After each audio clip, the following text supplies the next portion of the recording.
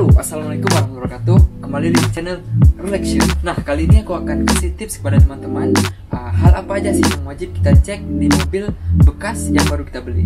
Mobil bekas baru kita beli, ya, bukan mobil baru. Nah, tentunya setelah aku bawa jalan dari perjalanan jauh dari Kyoto atau dari Shiga ke Okayama, aku menemukan ada beberapa masalah di mobil ini. Dan masalah itu sepertinya bisa diatasi dengan secara barbar. Dan aku udah belanja beberapa barang yang aku butuhin untuk memperlengkap kekurangan mobil ini. Oke, langsung aja kita analisa. Pada saat aku jalan jauh kemarin, aku punya satu masalah yang kira-kira itu sepertinya sangat fatal. Masalahnya adalah, oke, langsung kita buka. Kira-kira setelah 2 jam aku berkendara hampir sampai rumah, lampu overhead di speedometernya menyala. Waduh, bahaya bener ini. Biasanya kalau lampu itu menyala berarti ada yang nggak beres di engine atau di pendinginannya. Iya sih, karena dia lampu overhead. Sebelum berangkat aku pikir radiatornya itu sehat-sehat aja, karena kalian bisa lihat sendiri ini cairan radiatornya penuh, fullnya di bawah ini. Fullnya di bawah ini. Oke, langsung aku buka aja. Padahal cairan radiatornya penuh. Ini kan, ini low-nya, ini full. Ini low, ini full, jadi cairannya udah penuh sampai ke sini. Nah, kalau kendala itu yang terjadi, menurut yang dulu aku tahu dan aku lihat-lihat di internet juga, waduh. Ternyata dalamnya kosong, men. Untung kemarin nggak mati mesinnya. Soalnya ini fatal banget. Ini untuk pendinginan mesin. Kalau mesinnya panas banget overhead, pasti dia mati. Pasti mati. Dan setelah aku periksa, ternyata masalahnya ada di sini. Tutup radiator. Ini tutup radiatornya 1,1 tekanannya. Berarti tekanannya 1,1. Sedangkan ternyata Wagon R ini, setelah aku cari tipe yang ini tekanannya salah. Ini sangat fatal. Sangat-sangat fatal. Yang baru aku beli, ternyata tekanan yang benarnya adalah 0,9. Yang bawaannya salah, 1,1, dan dalamnya juga udah rusak. Harusnya dia ada plastiknya gini, ini nggak ada, udah copot mungkin. Ini sangat-sangat fatal. Apa fungsinya dari 1,1 atau 0,9? Itu sangat ada fungsinya. Jadi fungsinya di sini ada valve atau kayak gate gitu, gerbang. Kalau tekanan panas di radiatornya sudah kuat, dalam radiator itu kalau udah panas dia ada pressure. Kalau pressurnya kuat dan si katup di dalam tutup radiator ini nggak sanggup tahan, jadi dia katupnya akan membuka dan air yang dalam radiator ini lari masuk ke dalam tangki penampungan ini. Nah, sehingga dia penuh. Aku curiganya saat aku buka di baterai ini. Di baterai ini kayak ada semburan. Nih, ini kan dia posisinya gini. Terus di sini ada lubang angin, atau kalau udah kepenuhan dia buang dari sini. Nah, dia ini pada nyembur ke baterai baru yang aku pasang ini. Tuh, nyembur dari ke baterai kan. Wah, ini baterai baru kenapa udah kotor, aku pikir gitu kan. Nyembur ke sini. Ternyata aku cari-cari masalahnya ternyata ada di radiator. Bukan di radiatornya sih. Ada di tutupnya. Ini tutup baru yang aku beli. Tuh, lihat dalamnya kosong, nggak ada air. Padahal kalau kita lihat dari sini meyakinkan. Aku kira radiatornya fit banget. Ternyata tutupnya bermasalah. Ternyata tekanannya yang betulnya 0,9. Ini yang baru, yang lama. Oke, buat teman-teman, ini sebagai pelajaran juga buat teman-teman, kalau beli mobil bekas harus lebih dicek-cek lagi. Emang murah dan kita harus ganti yang gini-ginian sih. Itu udah wajib. Tapi ini nggak mahal, cuman 100 ribuan. Ya, cuman 100 ribuan. Oke. Mari kita normalkan lagi. Ini kita isi lagi.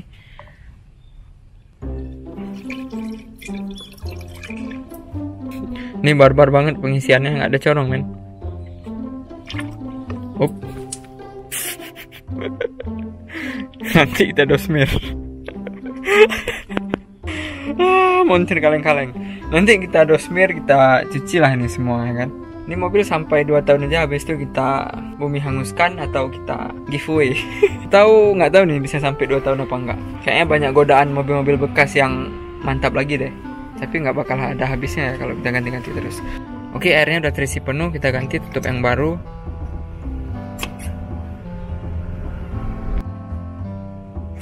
Dan kita tambah air radiator lagi karena tadi udah berkurang.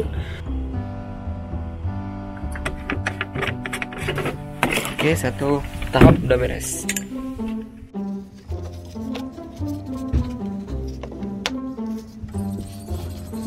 Oke, selanjutnya kita cek yang lain.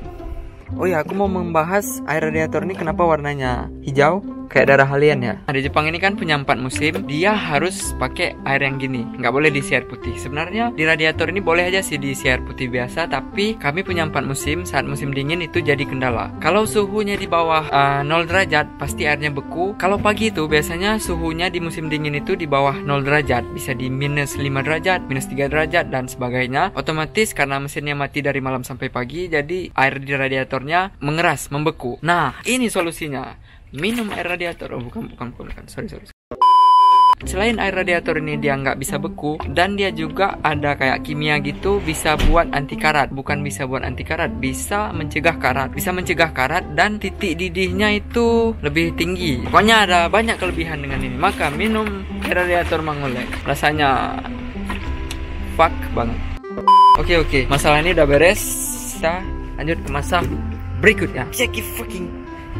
Kendala selanjutnya ada di oli. Mobil ini kan 3 bulan nggak digunain. Nah, otomatis olinya masih normal dong. Karena oli itu expired, dia bukan gara-gara dipendam lama. Syarat penggantian oli itu dia bukan karena lama disimpan, tapi dia harus diganti karena putaran mesin. Kalau putaran mesinnya terlalu banyak atau mobilnya udah maksimal digunain, otomatis putaran mesinnya banyak, jadi olinya yang kental itu jadi encer atau kotor. Nah, itulah harus ganti oli. Kendala di mobil ini, mobilnya cuma diam doang 3 bulan nggak digunain, dan pada saat sebelum dia nggak digunain itu olinya baru diganti banget. Karena aku bisa lihat di samping pintu ada tulisan penggantian oli yang sebelumnya. Otomatis olinya bagus. Dan aku lihat olinya itu berkurang. Kalian bisa nggak baca ini? Tahu nggak kalian cara bacanya? Posisinya dia ada di sini. Nah, posisi olinya nih ada di sini. Ini tunjuknya pakai kardus saja. Sedikit barbar. Soalnya emang nggak ada perlengkapan. Asal jadilah pokoknya. Letak olinya di sini. Yang harusnya olinya di bawah ini, di bawah lubang ini, nah, sekitar sini. Sekarang olinya di sini. Mungkin kira-kira 800 mili atau 1 liter udah keluar dari oli ini. Kenapa dia bisa keluar? Itu yang harus dicari penyebabnya. Oke, langsung aja. Kenapa dia bisa berkurang olinya? Ya, aku udah dapat kendalanya. Di sini nih. Tuh, dia meluber dari sini. Dan ternyata di sini karetnya udah nggak ada, cuy. Karetnya udah nggak ada. Wih. Aku pas bawa pulang mobil ini kemarin aku lumayan ngebut di 120-130. Cuman ya hati-hati sih. Karena di kecepatan yang segitu, otomatis tekanan oli di dalam ruang mesin ini sangat besar. Kalau di sini nggak ada karetnya, pasti olinya meluber dari samping-samping sini. Oke, dan aku langsung pesan juga si ininya, tutupnya. Ini dia gabunglah kalian. Selamat pergi ke neraka. Dan aku pesan baru SGP Suzuki Genio Part. Ini yang baru. Nah, di sini tuh ada karetnya yang baru. Tuh ada karet. Karetnya dia karet anti panas. Jadi di suhu ini nggak ada lagi karetnya. Karena dia olinya udah berkurang. Nanti langsung aja kita isi pakai ini. Yang kira-kira 1 liter. Ini oli paling murah aku beli di Amazon. Karena ngapain mahal-mahal kali. Nah, ini olinya. Dan ada satu lagi kendalanya. Mari kita cek. Dan kendala selanjutnya di situ. Kalian bisa lihat nggak, di situ ada luberan oli di samping itu. Pas aku buka, taram, ternyata nggak ada karetnya. Mungkin ini yang spesial ya, karetnya dipisah. Atau ini nggak pedas mungkin, nggak ada karet. Yang nggak ada karetnya nggak pedas mungkin ya, nggak tahu sih. Harusnya ini diganti sih. Cuman karena pesannya lama, karetnya aja yang aku pesan dari Amazon. Itu karetnya. Ini karet anti panas. Oke, langsung aja kita pasang karetnya. Tuh, oke. Kita pasang lagi. Dan kita isi olinya. Oke, udah aku isi. Sekarang kita tutup lagi. Masalah satu terselesaikan. Kita ganti dia tutup baru. Taruh dulu. Ganti tutup baru. Langsung dia keset pakai tutup baru. Ini juga udah enak. Tuh kan, udah ada tenaga dia. Udah keras. Tadi itu gampang banget dibukanya, pantesan di bawahnya oli-oli. Soalnya pas aku baru beli, aku cek di bawahnya, di parkirannya itu nggak ada bekas jatuh oli, jadi mesinnya nggak bocor. Kita bersihin tipis-tipis pakai cleaner biar agak bersih olinya, jatuh semua. Ini aman ya, ini cleaner aman, dia itu nggak nyisa, langsung hilang dia, nggak nyisa apapun.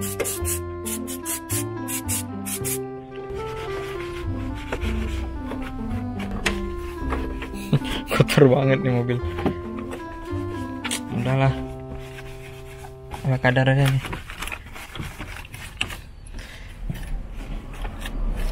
Setelah yang tadi itu udah beres, aku punya satu masalah lagi di lampu indikator. Kalau tadi kan lampu overheadnya, dia begitu udah dingin langsung mati lagi. Nah, sekarang ini mungkin karena tekanan olinya rendah, jadi ada masalah sensor di mesinnya. Lampu mesin, lampu tanda engine checknya hidup.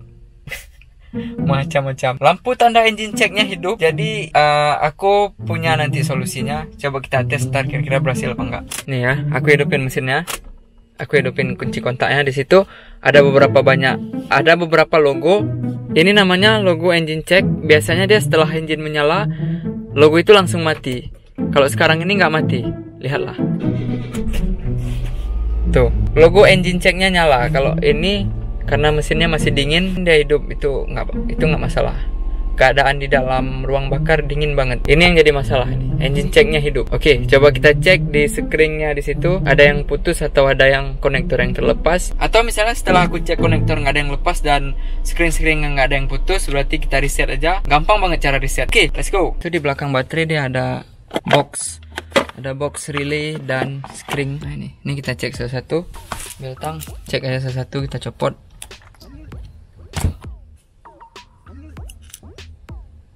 Aman, dan kita copot lagi, cek lagi, aman nggak putus, dan kita copot lagi, yang terakhir, aman nggak putus. Oke, berarti kita reset aja. Oke, kita cek lagi, kalau masih nyala kita reset, kita tutup lagi, kita cek lagi.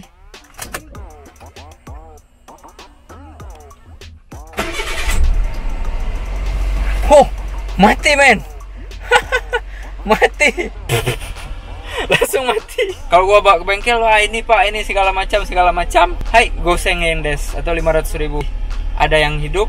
Kalau tadi rencana aku setelah aku cek semua screennya ternyata lampu ceknya masih hidup, aku mau reset. Cara resetnya itu gampang banget. Tinggal dibuka aja minus baterai, berarti aku nggak perlu buka lagi. Cara resetnya gampang banget, kalian cuma cukup buka minus baterainya dibuka, terus dibiarin ya gitu, otomatis mobilnya sistemnya kereset gitu, nggak ada sensor yang hidup, jadi dia biar kebuka aja, kira-kira 2 menit, habis itu dipasang lagi, ditutup lagi, dan dicek lagi. Ternyata aku nggak perlu lakukan gitu, engine checknya langsung mati. Hai. Oke, sekarang langsung kita servis engine-nya secara barbar. Mau tahu kalian gimana cara servisnya? Ikutin aja makanya, jangan di skip. Oke. Setelah ini aku akan servis karburatornya secara barbar pakai ini nih, air flow cleaner. Ada yang satu lagi dengan Carburetta Crina.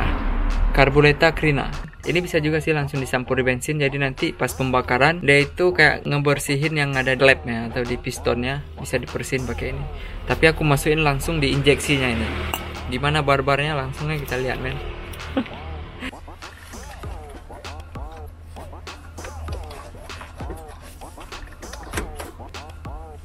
Ini ada injeksinya, karburator apa injeksi ini kan. Nah nanti aku langsung semprot karbu cleanernya di dalam ini sambil mesinnya nyala. Oke, kita rekam di knalpotnya, ntar dia keluar cairan apa enggak. Aku gunain 2 kamera. Mesinnya nyala.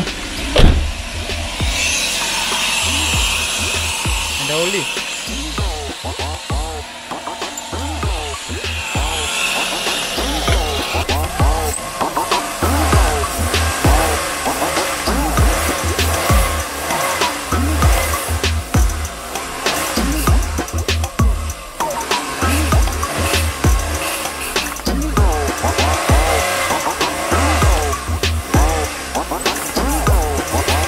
Tuh dia keluarin semua cairan yang ada di ruang bakar sambil dia bersihin tuh, lihat tuh. Kan suara mesinnya sekarang adem lagi, jadi kita hajar lagi sekali lagi kan.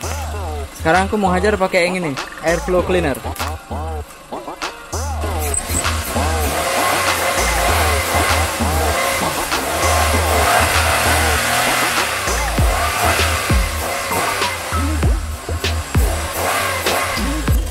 Oke, setelah servis barbarnya selesai, kita pasang kembali.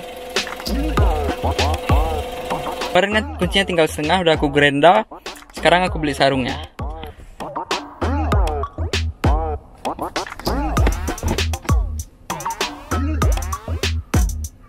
Setelah semuanya oke, nggak lupa juga aku mau nambahin air untuk wipernya. Air putih sebenarnya bisa juga diisi di wiper itu, tapi lebih baik kita beli air yang dijualnya. Soalnya lagi-lagi kami punya 4 musim, biar dia nggak beku saat musim dingin. Dan dia juga punya kayak bahan kimia gitu, bisa menghilangkan jamur di kaca dan nggak buat karat juga, nggak bikin berkarat. Oke, langsung aja kita isi.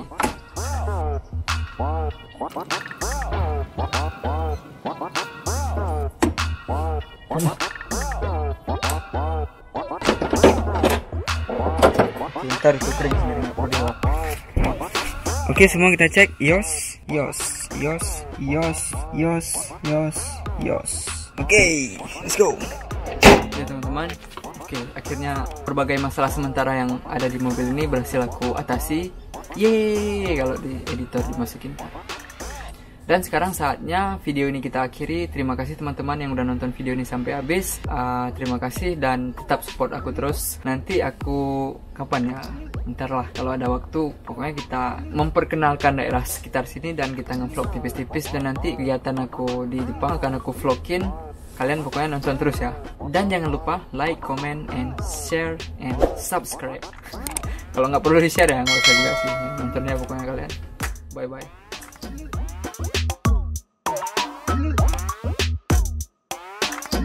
What?